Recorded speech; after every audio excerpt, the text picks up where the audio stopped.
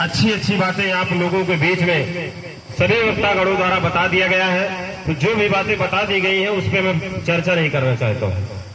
साथियों, कोई भी व्यक्ति आपके परिवार का खत्म हो जाता है, आपके बीच में नहीं रहता है, तो लोग उसकी याद में ये शोक सभा आदि जैसे कार्यक्रम कर रहे हैं तो ठीक है, नहीं तो लोग अपनी इच्छाओं अनुसार जो पहले की कुप्रथाएं थी उसके अनुसार मृत भोज करने का काम करते हैं। साथियों, ये जो मृत भोज है इसको इसलिए करते हैं, उनको पता नहीं। जैसे भाई साहब गुरु प्रसाद जी ने बताया कि उत्तर दक्षिण में क्यों गड्ढा खोदा जाता है, किसी को पता नहीं है। उसी प्रकार से इनको भी नहीं पता है कि ऐसा क्यों किया जाता है, लेकिन लोग करते इसलिए हैं क्योंकि उनको ये लगता है कि आज तक सब लोग करते आए हैं, अगर हम नहीं करेंगे तो कहीं कुछ गड़बड़ न हो जाए। इसलिए कि जैसे सब लोग करते आए हैं उसी प्रकार से हम भी करेंगे तो हमारे मन को शांति मिल जाएगी।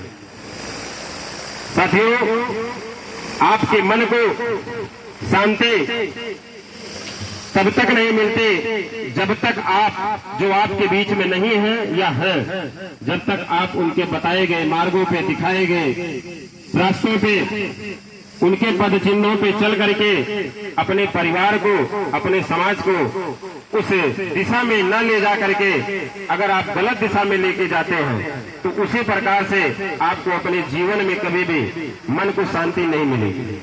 मन को शांति इंसान को तब मिलती है खाना खिला देने से या और भी कोई कार्यक्रम कर देने से आपके मन को शांति नहीं मिलने वाली। साथियों, आज ये शोक सभा कार्यक्रम हो रहा है, हम लोग बहुत सारे कार्यक्रमों में गए हैं, वहां पे हमने देखा है बहुत सारे ऐसे कार्यक्रमों में भी हम लोगों को जाना पड़ता है कि जहां लोगों को मृत भोज करवाए रहते हैं, कार्यक्रम वो लोग किए भी रहते हैं, फिर भी उनके यहाँ जाना पड़ता है।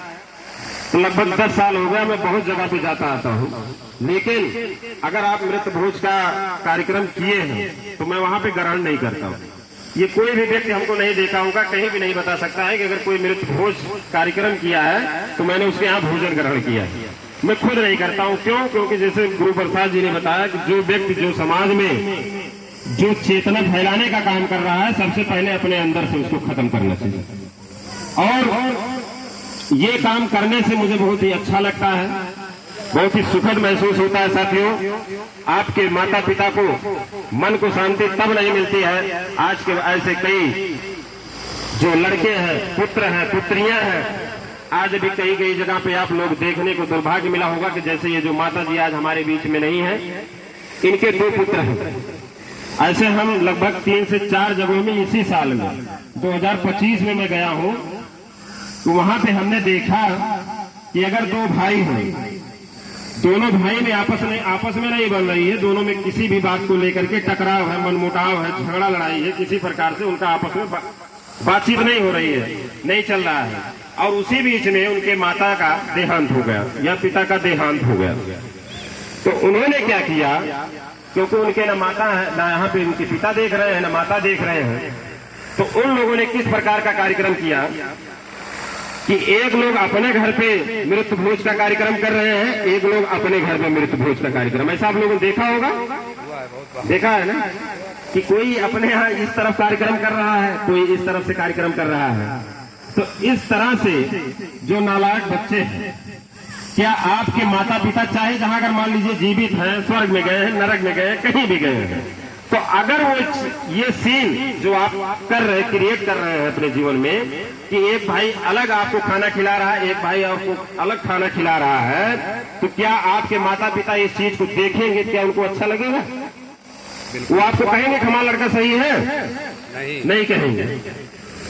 तो ये चीजें अगर आप खाना खिला दे रहे हैं, एक अलग खिला रहा है, एक अलग खिला रहा है, तो ये चीजें अगर आपके माता पिता देखेंगे तो उनके भी मन को कभी शांति नहीं होगी, और उसके बाद ये आपको कोसेंगे कि हमने एक नालायक लड़का पैदा कर दिया।